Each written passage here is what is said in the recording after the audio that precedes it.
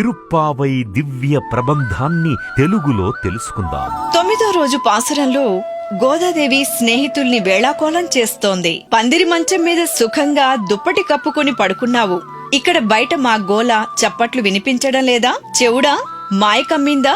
అత్తమ్మా నువ్వైనా లేపవమ్మా, మన మాధవుడు కమ్మిన మాయలన్నీ మాయం చేస్తాడు. హాయిగా నోము నోచుకుందాం, త్వరగా లేచిరా అని పిలుస్తోంది.